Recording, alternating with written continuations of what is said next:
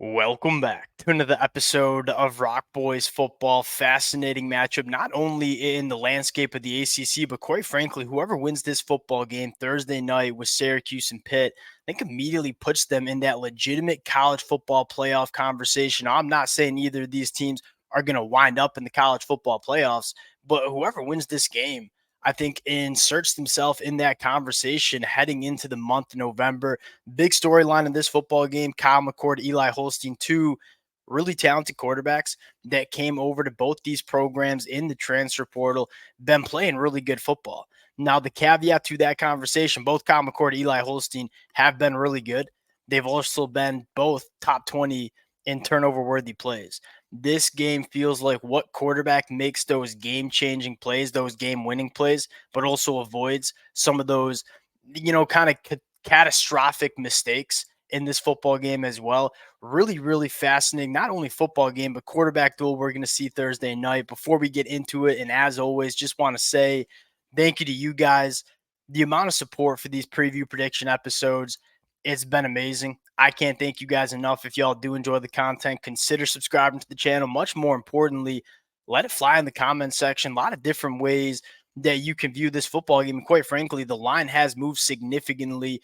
Pitt opened up as 4-point favorites, now up to 6 points. Some money coming in on Pitt. I think this game is going to be really close. Now, I want to start with this Pitt offense going up against a Syracuse defense that has really struggled. Now, you look at Pitt, they've been a very pass heavy team. They only run the football 44% of the time. That's 112th in the country. Syracuse has been very bad stopping the run. They're allowing 5.3 yards per carry. That's 117th. Does Pitt go to a little bit more of a ground attack in this football game?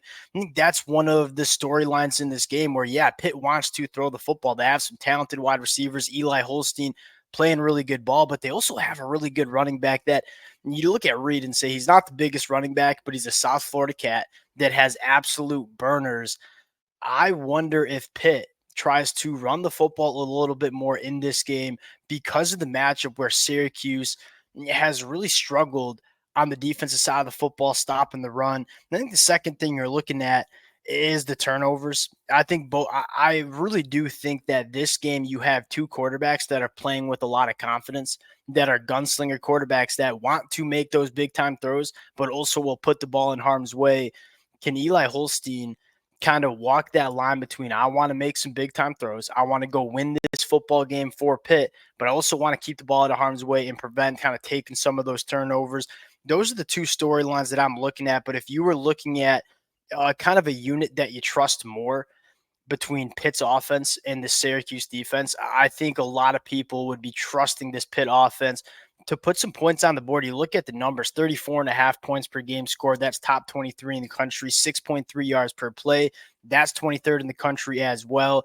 You have a guy in Mumfield who's averaging almost 18 yards per catch. Very, very explosive. Not only working vertically down the field, but he can operate with the ball in his hands as well after the catch. This Syracuse team has struggled stopping the run. It struggled in the secondary. Can this Pitt offense really put it on Syracuse? Probably the first question mark that you have coming into this game. And I got to give a massive shout out not only to Eli Holstein, who I think's played really good for Pitt, but Pat Narduzzi.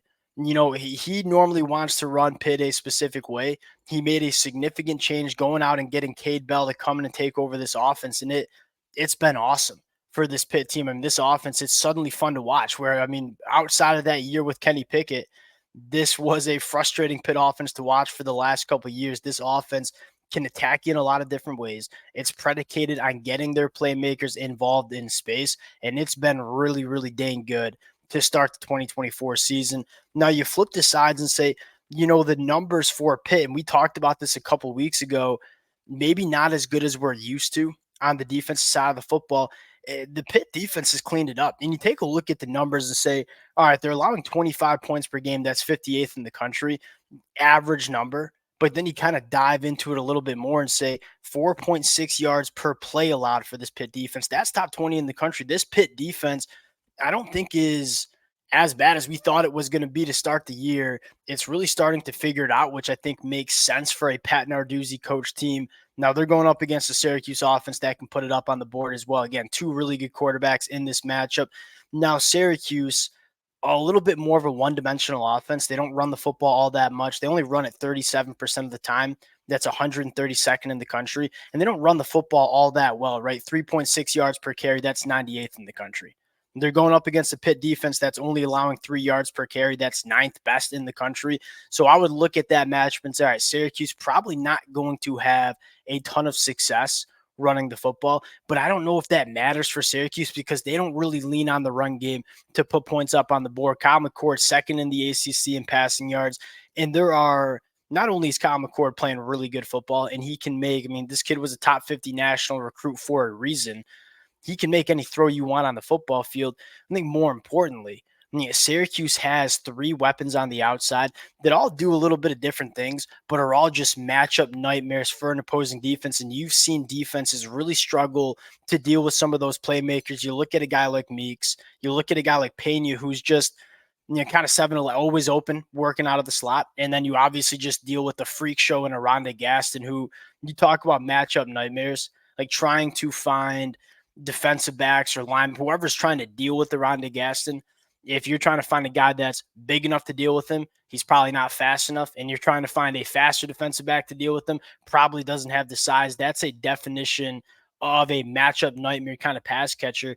Syracuse runs their passing attack through those three guys, and they all do some different things, which I think it makes it really hard for opposing defenses to try to deal with. I think the last intriguing storyline here is this Pitt pass rush that's been really, really good, and it comes from everywhere.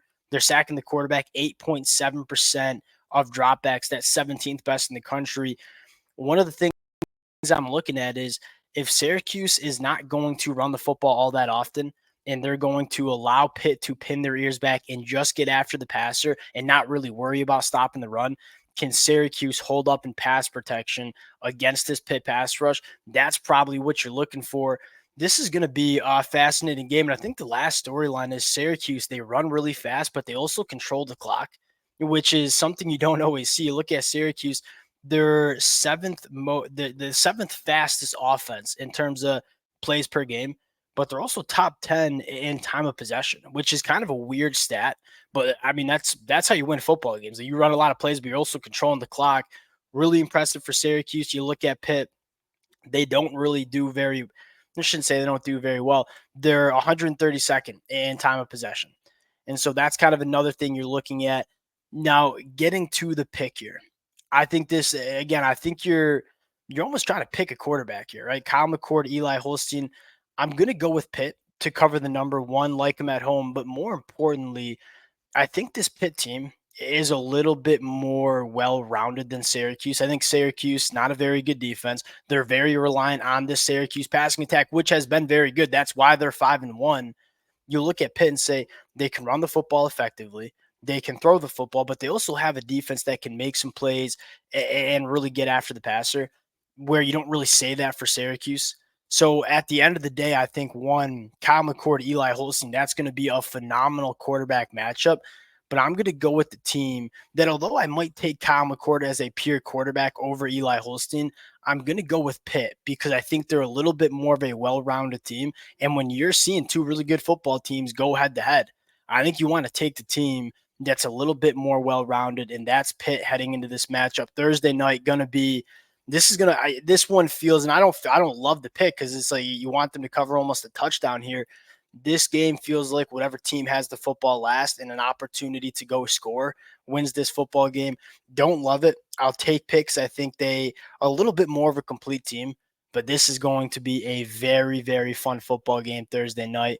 We'll cut it out there. Appreciate you guys rocking with it. If y'all do enjoy the content, consider subscribing to the channel, and we'll talk to y'all later. Peace.